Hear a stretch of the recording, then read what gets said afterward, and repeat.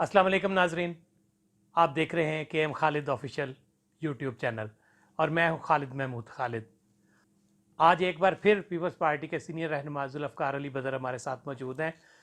Senate के election के हवाले से इनसे आज पूछेंगे कि इस वक्त जो कुछ आपने देखा हो रहा है, ख़ास तौर पे पाकिस्तान पीपल्स पार्टी और पीडीएम ने जो अपना उम्मीदवार नामज़द कर दिया इस्लामाबाद से जनाब यूसुफ रज़ा गिलानी साहब को, इसके बरक्स पाकिस्तान तहरीक इंसाफ अभी तक अपने उम्मीदवारों को फ़ाइनल नहीं कर सकी। इमरान खान ने आज भी कहा है कि वो जिनको उन्होंने टिकट दी है उनमें रद्द-ओ-बदल कर रहे हैं। अब ये नहीं समझ आ रही कि आखिर इमरान खान के पास क्या मुश्किलात हैं कि वो सेनेट आखिरी तारीख आ रही है कागजात जमा करने की, इसके बावजूद वो अभी तक अपने उम्मीदवारों को फ़ाइनल नहीं कर सके। जबकि इस्लामाबाद में पहले प्लान था कि बाबर ऐवान या शहजाद अकबर को टिकट दी जाएगी यूसुफ रज़ा गिलानी साहब के मुकाबले में, लेकिन अब वहाँ पे हफीज़ शेख साहब को टिकट देने का फ़ैसला किया गया है। तो एक तरफ एक टेक्नोक्रेट और ख़जाना का आदमी जो कि इस वक्त IMF के दबाव में है पाकिस्तान, और यकीनी तौर पे हुकूमत ऐसा ही चाहेगी कि कोई ऐसा बंदा लेके आए जो कि IMF के कंट्रोल में हो, और ये इस्टेब्लिशमेंट भी शायद यही चाहती हो। इसका मैं कंफर्म नहीं कह सकता, शायद की बात करूँगा। दूसरी तरफ जनाब यूसुफ रज़ा गिलानी एक ऐसी सुलझी हुई शख्सियत कि जिन्होंने कभी किसी के साथ ज़्यादती नहीं की और हर एक के साथ ना सिर्फ नरमी से पेश आए बल्कि उनकी बात भी सुनी, अपने मुखालफों की भी बात सुनी और अपने हमायतियों की भी बात सुनी। अब उनका जो असर रसूख है और जो हल्का अहबाब है, यकीनी तौर पे वो उनको ना नहीं कर सकता, लेकिन दूसरी तरफ तहरीक इंसाफ के हफीज़ शेख हैं जिनके कामयाबी के लिए हुकूमत के ऊपर भी दबाव होगा, IMF का हो, एस्टेब्लिशमेंट का हो या किसका हो। जुल्फ़कार अली बदर साहब, आपसे ये हम पूछते हैं कि आप इस्लामाबाद में जो सख्त तरीन मुकाबला होगा उसको कैसे देखते हैं? खालिद साहब बिस्मिल्लाहिर्रहमानिर्रहीम। खालिद साहब थैंक यू वेरी मच, आपने आज फिर मुझे अपने व्लॉग में इनवाइट किया। देखें, एक उर्दू की कहावत है कांटेदार मुकाबला। ये जो इलेक्शन सेनेट का इस्लामाबाद की सीट में होने जा रहा है, एक्चुअली में ये कांटेदार मुकाबला होगा। हुकूमत ने हफीज़ शेख साहब को, जो कि उनके बहुत अहम नुमाइंदे हैं इस टाइम पे, फाइनेंस के वो एडवाइज़र हैं, और अगर वो इलेक्शन जीते हैं तो कल को मुतवक्के तौर पे फाइनेंस मिनिस्टर भी बन सकते हैं। लेकिन जो पीडीएम ने और ऑपोजिशन जमातों ने मिलके एक ऐसी पर्सनैलिटी को टिकट दी है जो कि, जैसे कि आपने अपने इंट्रोडक्शन में बताया कि गिलानी साहब से किसी को कोई दुख तकलीफ नहीं पहुंची। हाँ, गिलानी साहब एक ऐसे शख्स हैं जो कि आप समझ लें कि जिन्हों के हर शख्स के साथ अच्छे ताल्लुकात हैं, और उन्होंने हर शख्स को एज ए प्राइम मिनिस्टर जब वो थे या गवर्नमेंट के अंदर थे, उन्होंने बहुत सारे लोगों को ओब्लाइज किया, MNS को, MPS को। तो वो एक रिलेशनशिप लोगों के साथ ज़ाती तौर पे किया है। तो अपोजिशन की तमाम जमातों ने गेज करने के बाद ये इस मुनासिब समझा, क्योंकि मुकाबला कांटेदार है, एक ही सीट है इस्लामाबाद की, या वो हुकूमत जीतेगी या वो अपोजिशन जीतेगी, और ये कौमी असम्बली के मेंबरान अपने वोट का इस्तेमाल करेंगे और उनके वोटों के साथ ही ये फ़ैसला होगा। यहाँ पे दो चीज़ें बहुत मज़े की हैं। पहली ये कि जो भी शख्स जीतेगा, अगर अपोजिशन जीती है तो ये वोट ऑफ नो कॉन्फिडेंस होगा हुकूमत के ख़िलाफ़। और दूसरी चीज़ ये है कि इस इलेक्शन के बाद हुकूमत को ये भी प्रॉब्लम आ जाएगी, जो दूसरी चीज़ है कि इमरान खान साहब की अपनी सीट ख़तरे में पड़ जाएगी। हुकूमत लूज़ तो करेगी। तो ये जो सिनेरियो है, इसके अंदर दो चीज़ें डिस्कस हम करते हैं। पहली ये कि हफीज़ शेख साहब का और गिलानी साहब का मुकाबला है। हफीज़ शेख साहब भी बहुत इम्पॉर्टेंट आदमी हैं, और जिन कुव्वतों के वो नुमाइंदे हैं, और जिन कुव्वतों के या द पीपल हु मैटर जो उनको लेके आए हुए हैं इस पोजीशन पे, तो वो भी हफीज़ शेख साहब का इलेक्शन लड़ने के लिए और उनके जीतने के लिए पूरा जोर लगाएंगे। और दूसरी जो इंटरेस्टिंग चीज़ ये है कि गिलानी साहब भी जब प्राइम मिनिस्टर बने, तो ज़ाहिरी बात है इस मुल्क में जब कोई शख्स प्राइम मिनिस्टर बनता है तो द पीपल हु मैटर اور بہت ساری ایسی ہڈن قوتیں ہوتی ہیں جو کہ آپ آپ کو سپورٹ کرتی ہیں تو آپ پرائم منسٹر بنتے ہیں. تو گیلانی صاحب کو بھی ان قوتوں کی سپورٹ حاصل ہے. تو اور وہ سپورٹ ظاہری بات ہے اگر گیلانی صاحب آ رہے ہیں تو ان میں سے کوئی نہ کوئی قوت، کوئی نہ کوئی ایسے مقتدر حلقے یا دا پیپل ہو میٹر وہ گیلانی صاحب کو بھی آبویسلی سپورٹ کریں گے اس الیکشن کے لیے، کیونکہ گیلانی صاحب اس کیلیپر کے آدمی ہیں کہ جو کہ بغیر کسی سپورٹ کے یا بغیر کسی معاملے کے نہیں آئیں گے. تو ظاہری بات ہے کہ اپوزیشن کی جماعتوں کی سپورٹ ہے اور کچھ ایسے حلقے ہیں جو گیلانی صاحب کو سپورٹ کریں گے اور ایسی قوتیں بھی سپورٹ کریں گی. تو یہ بڑا امپورٹنٹ، اور جیسے میں نے اپنے شروع میں کہا کہ کانٹے دار مقابلہ ہے، کیونکہ جو طاقتور حلقے ہیں ان کے اندر بھی تو ڈویژن پائی جاتی ہے، تو وہ بھی کوئی نہ کوئی اپنا کینڈیڈیٹ جتوانے کے لیے عمل پیرا ہوں گے، ایفرٹ کریں گے. تو لہٰذا یہ بہت مزے کا ایک کانٹے دار مقابلہ ہو رہا ہے اور بڑا انٹرسٹنگ سینیریو ہے جو کہ الیکشن ڈے. اس کے اندر ایک بہت جو امپورٹنٹ چیز ہے وہ میں ڈسکس کرنا چاہوں گا کہ یہ سپریم کورٹ کا فیصلہ وہ بڑا معنی رکھتا ہے. وہ یہ ہے کہ اگر سپریم کورٹ کہہ دیتی ہے کہ شو آف ہینڈز کے اوپر ووٹنگ ہوگی، سیکرٹ بیلٹ پہ نہیں ہوگا، تو پھر حکومت کے جیتنے کے چانسز بڑھ جائیں گے. لیکن اگر یہ سیکرٹ بیلٹ کے اوپر ہوگا تو پھر گیلانی صاحب کے جیتنے کے چانسز بڑھ جائیں گے. تو لہٰذا یہ اب سپریم کورٹ کے اوپر ڈپینڈ کرتا ہے کہ سپریم کورٹ کیا فیصلہ دیتی ہے. اگر تو جو قوتیں ہیں جو پردے سے پیچھے بیٹھی ہوئی ہیں وہ اپنا انفلوئنس یوز کریں گی اور سپریم کورٹ سے بھی ایسا فیصلہ لیں گی کہ اوپن بیلٹ کے اوپر فیصلہ ہو، حالانکہ آئین کے اندر یہ سارا طریقہ کار پہلے سے ہی مینشن ہے. لیکن اگر سپریم کورٹ اس میں اپنی کوئی ورڈکٹ دیتا ہے، اپنا آپشن دیتے ہیں کہ جی اس کو اوپن بیلٹ سے کروایا جائے، تو پھر آپ سمجھ جائیے کہ یہ الیکشن کس نے جیتنا ہے. اگر یہ سیکرٹ بیلٹ سے ہوگا تو آپ کو خود پتہ چل جائے گا کہ الیکشن تو پھر بہت کانٹے دار ہوگا اور پھر یہ اینی بڈیز گیم ہو سکتی ہے، کوئی بھی اس کے اندر جیت سکتا ہے. تو اس کا مطلب علی بدر صاحب آپ نے جیسے کہا ہے کہ کچھ طاقتیں جو پس پردہ ہیں وہ جیسے چاہیں گی ویسا ہوگا. اگر supreme court show of hand کا فیصلہ سناتی ہے تو کیا گیلانی صاحب کے جیتنے کے امکانات کم ہو جائیں گے؟ دیکھیں خالد صاحب، اس کے اندر بڑا مزے کا سینیریو یہ ہے کہ اگر supreme court show of hands کہے گی تو پھر حکومت کے جیتنے کے چانسز زیادہ ہوں گے، کیونکہ جیسے میں پہلے بھی کئی دفعہ ڈسکس کر چکا ہوں مختلف اپنے ولاگز کے اندر کہ جب حکومت ایک ٹائم پیریڈ گزارتی ہے تو بہت سارے M P as M N as ایسے ہوتے ہیں جو کہ ناراض ہوتے ہیں اور وہ اپنا غصہ حکومت کے خلاف سینٹ کے الیکشن یا اس طرح کی چیزوں کے اوپر ہی نکالتے ہیں.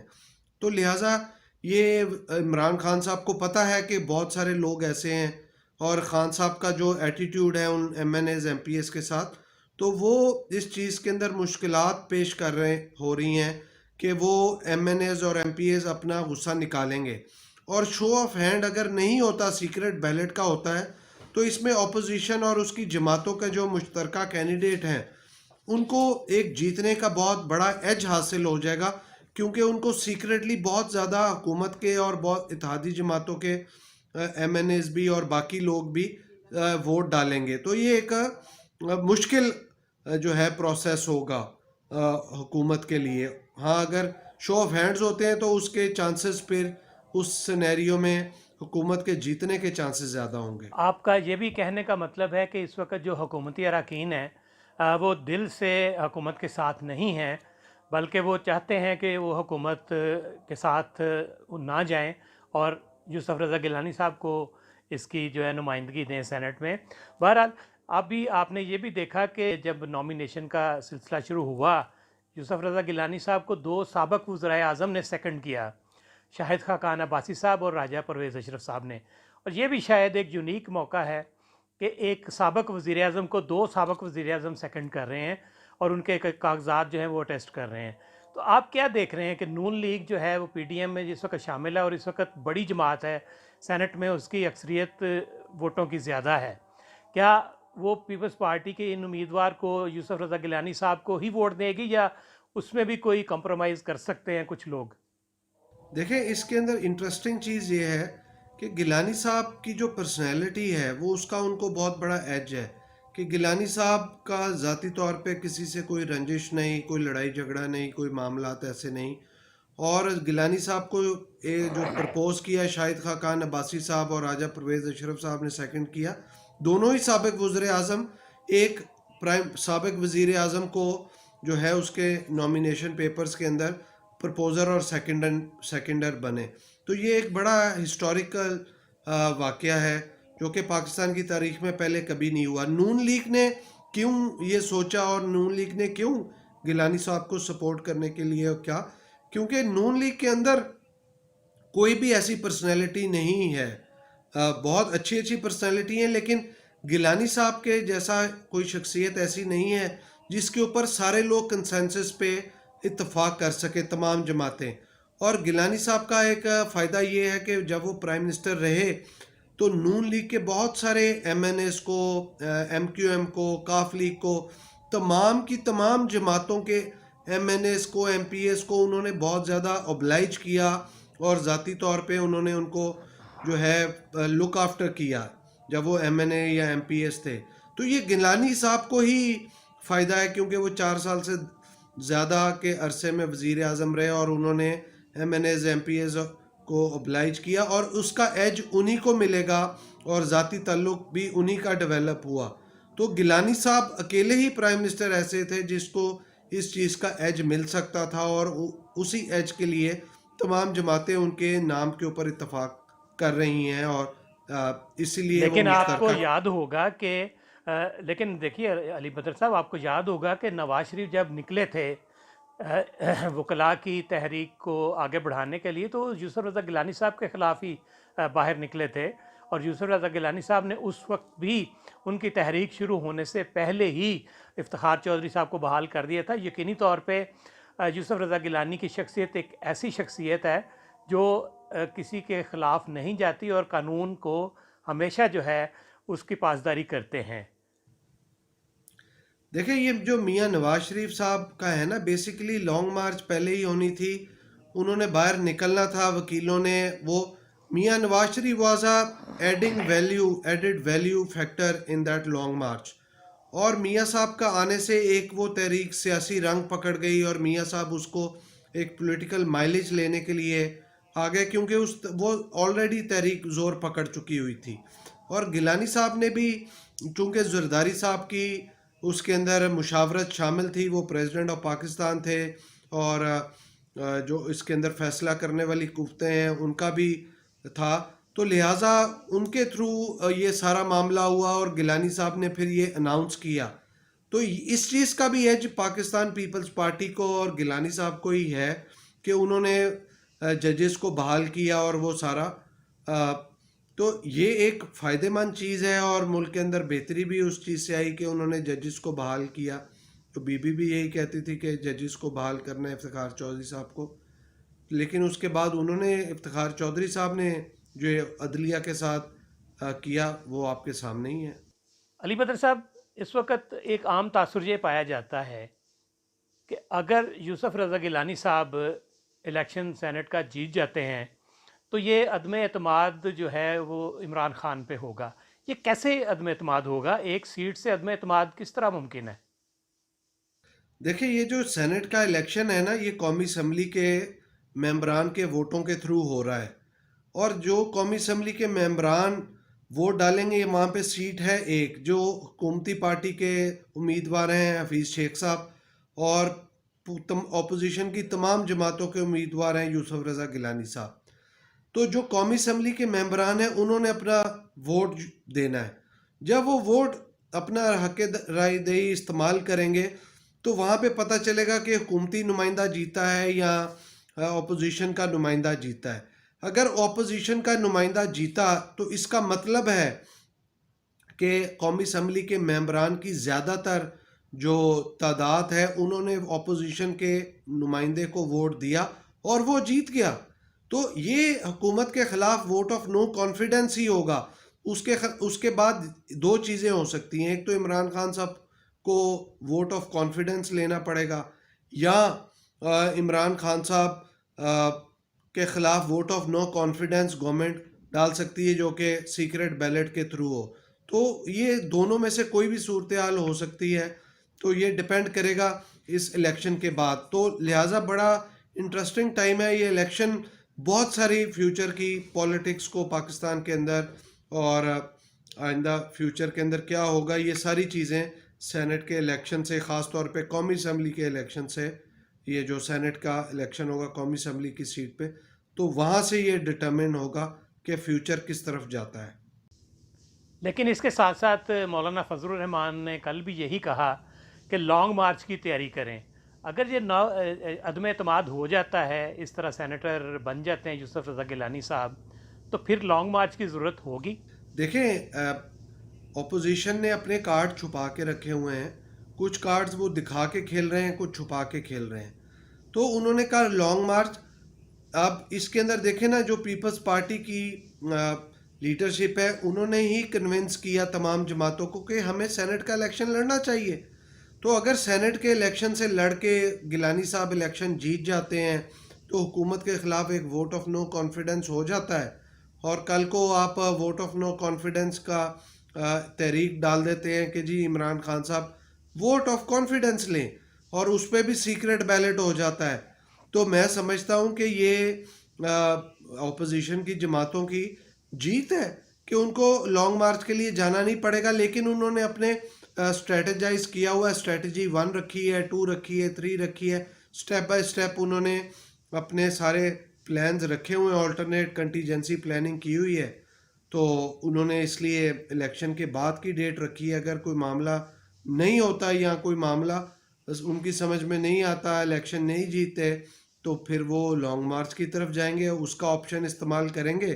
اور پھر مریم نواز صاحبہ نے بھی کہا ہے کہ ہم فیض آباد میں جا کے کریں گے، کوئی قانون سازی پہ بات نہیں ہوگی. تو لہٰذا اپوزیشن کی کلیئرٹی اپنے آبجیکٹیو کے اندر، اور انہوں نے کیا گول اچیو کرنا ہے، اس کے اوپر وہ عمل پیرا ہیں اور وہ لگے ہوئے ہیں، کر رہے ہیں. حکومت کو گرانے کے لیے اس وقت آخر ساری جماعتیں اکٹھی ہوئی ہیں، اور سینٹ کا الیکشن بھی عدم اعتماد ہی شو کیا جائے گا. تو یہ کیا وجوہات ہیں؟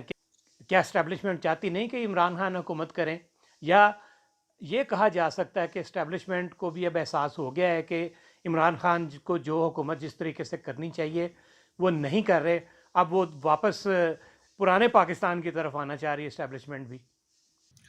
دیکھیں، جو فیصلہ کرنے والی قوتیں یا دا پیپل ہو میٹر، جو وہ سوچ کے عمران خان صاحب کو لائے تھے، ان کو بہت زیادہ ڈسپوائنٹمنٹ ہوئی. لیکن انہوں نے یہ پھر فیصلہ کیا کہ اب جو بھی حالات ہیں، جیسے بھی ہیں، چیزیں چل رہی ہیں، خان صاحب کو ہی چلانا ہے. تو لہٰذا ابھی تک کوئی خان صاحب کو چینج کرنے کا کوئی پلان نظر نہیں آ رہا اسٹیبلشمنٹ کے اندر یا فیصلہ کرنے والی قوتوں کے اندر. تو لہٰذا عمران خان صاحب ہی چل رہے ہیں. ہاں، اپوزیشن کی جماعتیں جو لگی ہوئی ہیں حکومت کو گرانے میں، وہ اپنی کوشش ہے، یہ ان کا فنڈامنٹل رائٹ ہے، ایک سیاسی حق ہے، وہ استعمال کر سکتے ہیں. ہاں، لیکن جو فیصلہ کرنے والی قوتیں عمران خان سے جو ایکسپیکٹیشن رکھتی تھیں، وہ ایکسپیکٹیشنز کے اندر بہت برے طریقے سے وہ ایکسپیکٹیشن ملیا میٹ ہو گئی، اور ڈسپوائنٹمنٹ بہت زیادہ ہے، کیونکہ خان صاحب کے اندر نہ قابلیت ہے، نہ اہلیت ہے. تو وہ 3 سال کے قریب ہو گیا ہے گورنمنٹ میں آئے ہوئے. تو لہٰذا وہ نہ ڈیلیور کر سکی ہے، نہ پرفارم کر سکی ہیں، نہ ان کے اندر قابلیت ہے. ان کی ٹیم، کیبنٹ ممبرز کے اندر بھی کوئی قابلیت نہیں ہے. تو یہ جو کچھ ایسے نمائندے بیٹھے ہیں کیبنٹ کے اندر جو کہ عمران خان صاحب کے مرضی سے نہیں آئے ہوئے، وہ فیصلہ کرنے والی قوتوں کے نمائندے ہیں، اور انہوں نے ہی آ کے گورنمنٹ کو سپورٹ دی ہوئی ہے. تو لہٰذا وہ جو قوتیں بیٹھی ہیں پردے کے پیچھے، دا پیپل ہو میٹر، تو انہوں نے اپنا ایک سروائیول کی جنگ لڑ رہے ہیں. وہ یہ نہیں کہ عمران خان صاحب، ہاں عمران خان صاحب کے بجائے اس ٹائم پہ کوئی نظر نہیں آ رہا ایسی شخصیت یا ایسا شخص جو کہ آلٹرنیٹ ہو عمران خان صاحب کا. ہاں، جس ٹائم پہ ان کو کوئی آلٹرنیٹ نظر آ جائے گا یا ان کی مرضی کے مطابق کا کوئی شخص ایسا ہوگا جو لگے گا کہ عمران خان صاحب کی جگہ وہ فلفل کر سکتا ہے تو وہ تبدیلی لے آئیں گے. تو لہٰذا ابھی تک تو کوئی ایسی چیز اسٹیبلشمنٹ کو یا فیصلہ کرنے والی قوتوں کو نظر نہیں آ رہی, تو لہٰذا اس لیے وہ عمران خان صاحب کو ہی سپورٹ کر رہے ہیں, چلا رہے ہیں, چاہے اکانومی بیٹھ رہی ہے یا اٹھ رہی ہے یا پبلک پالیسی کے حوالے سے تمام پالیسی فیلڈ ہے, تو وہ اس چیز کو مد نظر نہیں رکھ رہے. وہ صرف سروائیول کی جنگ لڑ رہے ہیں اور اپنی ایک ضد انا کے اوپر اس گورنمنٹ کو چلا رہے ہیں. جی علی بدر صاحب, جیسے آپ نے کہا کہ اسٹیبلشمنٹ کے پاس اس وقت کوئی اور راستہ نہیں ہے اور عمران خان کو سپورٹ کرنا ان کی مجبوری ہی کہا جا سکتا ہے, تو کیا الیکشن جو ہیں اور پی ڈی ایم کے جو ساری تحریک ہے تو پھر یہ کیا کامیاب نہیں ہوگی؟ کیونکہ عمران خان دیکھیے وہ عوام کی فلاح و بہبود کے لیے کچھ کام نہیں کر رہے. گیس بھی مہنگی کر دی, پیٹرول بھی مہنگا کر دیا, بجلی بھی مہنگی کر دی. انہی کو کم کرنے کے بنیادی وعدوں پہ وہ الیکشن جیتنے کے لیے آئے تھے اور جیتے تھے. تو اب عوام تو پس کر رہ گئی ہے اور وہ ان کے کانوں میں چوں تک نہیں رینگ رہی کانوں پہ, اور وہ ہر روز مہنگائی میں اضافہ کر رہے ہیں, مہنگائی بڑھا رہے ہیں. تو اس کا حل کیا ہوگا پھر؟ عوام پس رہی ہے اور وہ حکومت خاموشی سے چلا رہے ہیں, اور پی ڈی ایم کے جو تحریک ہے اس کا بھی رزلٹ نہیں آ رہا. دیکھیں اس کے اندر بڑی امپورٹنٹ چیز یہ ہے کہ دو تین سنیریو ہیں. پہلی چیز یہ ہے کہ خان صاحب کی جگہ کوئی ایسا شخص لے کے آیا جائے جو کہ کمپیٹنٹ آدمی ہو, کیونکہ خان صاحب کو ایک اپنے بارے میں بہت بڑی غلط فہمی ہے عمران خان صاحب کو کہ ہی از دا اونلی آنیسٹ مین ان پاکستان. بلکہ ایسا نہیں ہے, خان صاحب آنیسٹ نہیں ہیں. خان صاحب کی جگہ اور بھی بہت سارے ایسے لوگ ہیں جو کہ آنیسٹ ہیں اور کمپیٹنٹ ہیں. خان صاحب تو کے اندر کمپیٹنسی ہے ہی نہیں, تو لہٰذا خان صاحب کو یہ اپنے بارے میں غلط فہمی ہے. ہاں, حکومت کو یا فیصلہ کرنے والی قوتوں کو یہ سوچنا تھا, وہ ان کو گورنمنٹ میں تو لے آئے لیکن ان کو یہ نہیں پتا تھا کہ یہ ڈیلیور بھی کر پائیں گے یا پرفارم بھی کر پائیں گے, جو کہ وہ بری طریقے سے ناکام ہو گئے. باقی اپوزیشن جماعتوں کے ساتھ ان کے کوئی تحفظات ہیں, کوئی اور معاملات ہیں, تو اس چیز کو بھی وہ مد نظر رکھے ہوئے ہیں. تو اس کے اندر کافی زیادہ جو ہے نا وہ ایک کھچڑی سی پکی ہوئی ہے. تو لہٰذا اس کے اندر اگر ملک کو ٹھیک کرنا ہے یا فیوچرسٹک سوچ رکھ کے ایک ویژن کے ساتھ چلنا ہے, تو اس کے اندر فیصلہ کرنے والی جو قوتیں ہیں یا جو تھنک ٹینکس ہیں یا جو لوگ دا پیپل ہو میٹر, ان کو سوچنا پڑے گا. ان کو اپنے لوگوں کے لیے بھی سیکریفائز کرنا پڑے گا, اپنے دوسری تمام پولیٹیکل پارٹیز کے اندر بھی ان کو کوئی لوگوں کو مائنس کرنا پڑے گا جہاں سے ان کو لگتا ہے کہ کوئی لوگ کرپٹ ہیں, کیونکہ تمام پولیٹیکل پارٹیز میں اچھے لوگ بھی ہیں لیکن کرپٹ لوگ بھی ہیں. تو وہ یہ نہیں ہے کہ ان چند لوگوں کی خاطر تمام پولیٹیکل پارٹیز کا راستہ روکیں یا ان کی لیڈرشپ کا راستہ روکیں. ایسا نہیں ہے.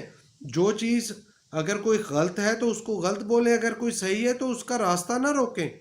تو یہ بھی فیصلہ کرنے والی قوتوں کو اس بارے میں سوچنا پڑے گا اور ایک ہارمنی کریٹ کرنی پڑے گی, ایک سیکریفائس بھی دینا پڑے گا اور ایک اور معاملہ کرنا پڑے گا تاکہ ملک کو ٹھیک کیا جائے.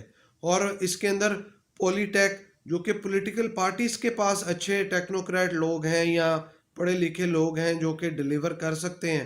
کیونکہ یہ دیکھیں عمران خان کی جو گورنمنٹ ہے اس کو اگر دیکھا جائے تو اٹس کاپی آف, اب یہ دیکھیں جنرل مشرف کی ٹیم ہے. مشرف صاحب کو کا چہرہ بدل کے عمران خان صاحب کو لے آئے ہیں اور آدھی سے زیادہ جو کیبنٹ ممبر ہیں وہ جنرل مشرف صاحب کے ہی لوگ ہیں. تو انہی لوگوں کے ساتھ یہ گورنمنٹ چلا رہے ہیں کیونکہ ان کو لگا تھا کہ اس زمانے میں انہی لوگوں نے اکانومی بہتر کی. وہ اس ٹائم کے کرنٹ حالات تھے جس کی وجہ سے اکانومی کے اندر بہتر آئی. وہ جنرل مشرف کی بہادری یا ان لوگوں کی بہادری نہیں تھی, وہ تو کوئی ڈیسٹنی کا فیصلہ تھا, کوئی گیون سرکمسٹانسز تھے, کوئی کرنٹ صورتحال ایسی تھی جس نے موجودہ پاکستان کو سپورٹ کیا اور جی ڈی پی اور ساری گروتھ ریٹ آپ کا بہتر ہوا. تو اس کے اندر پچھلی ماضی کی بھی صورتحال کو ذہن میں رکھنا پڑے گا, ان لوگوں کو بھی رکھنا پڑے گا جو ڈیلیور کرتے ہیں یا اور ان لوگوں کو بھی مائنس کرنا پڑے گا جو کہ کرپٹ ہیں. تو یہ تمام صورتحال کو ذہن میں رکھ کے چیزوں کو آگے لے کے چلنا پڑے گا، اور اس کے اندر آپ کو ایک کنسنسس بلڈ کرنا پڑے گا. آپ کو ایک بیک ڈور ڈپلومیسی کرنی پڑے گی، بیک ڈور ڈائلاگ سٹارٹ کرنا پڑے گا تمام پولیٹیکل پارٹیز کے ساتھ، اور جو ریزرویشن ہیں اس چیز کو آپ ریزرو کریں، اور تمام فیصلہ کرنے والی قوتیں، تھنک ٹینکس، اپنے اپنے جو ڈیسیژن میکنگ کے اندر لوگ ہیں یا پولیٹیکل پارٹیز ہیں. کیونکہ ایک چیز تو بڑی لکھی پڑی ہے کہ تمام لوگ یہ کہتے ہیں، فوج بھی یہ کہتی ہے، آئی ایس پی آر کے ڈی جی نے بھی کئی دفعہ کہا کہ وہ سیاست کے اندر نہیں. تو ہم بھی سمجھتے ہیں کہ وہ سیاست کے اندر نہیں ہے، لیکن اگر وہ سیاست میں نہیں ہے یا حکومت کے اندر نہیں بھی ہیں، لیکن اس ملک کو فیصلہ کرنے والی قوتیں اور اسٹیبلشمنٹ بہت عرصے سے اس کے اندر ڈیسیژن میکنگ کے اندر ہیں، اور ان کو آپ ایک دم ڈیسیژن میکنگ سے مائنس کر نہیں سکتے، اور ان کو کرنا بھی نہیں چاہیے، کیونکہ ان کی بھی جو پولیٹیکل وزڈم ہے یا کولیکٹیو وزڈم ہے اس کو بھی استعمال کرنا چاہیے، اور ان کو ڈیسیژن میکنگ کے اندر رکھ کے آگے لے کے چلنا چاہیے. ٹھیک ہے، اس کے اندر جو مین ڈیلیوری ہے وہ پولیٹیکل لیڈرشپ کرے، پولیٹیکل پارٹیز کریں جو بھی الیکشن جیت کے آئے، لیکن لیول پلینگ فیلڈ دیں اور سب کو موقع دیا جائے، اور جو ڈیلیور کرے اس کو آگے لے کے پھلنے پھولنے دیا جائے، اور جو بہتر ڈیلیور کرے، بہتر پرفارم کرے، اس کے ساتھ بہتر ہارمنی ہو، بہتر کنسنسس بلڈ کیا جائے. جی علی بدر صاحب، جیسے کہ آج آپ سے بات ہوئی اور آپ کی باتوں سے یہی نتیجہ نکلا کہ اسٹیبلشمنٹ جو بھی چاہے وہی کر سکتی ہے. اب اگر عمران خان صاحب کے مقابلے میں ان کے پاس کوئی ایسا شخص نہیں ہے جس کو حکومت دی جا سکے یا وہ ملک اچھے طریقے سے چلا سکے، تو عمران خان ان کے لیے ہی قابل قبول ہے، اور وہ اسی کو کنٹینیو کریں گے. یقینی طور پہ سینٹ کے جو الیکشن ہیں، آپ کی باتوں سے یہی اندازہ ہوتا ہے کہ وہ بھی اسٹیبلشمنٹ اپنی مرضی کا ہی لوگوں کو جتائیں گے، اور یہ پاکستان کی بدقسمتی ہے. بہت بہت شکریہ علی بدر صاحب، آپ نے ہمارا ساتھ دیا.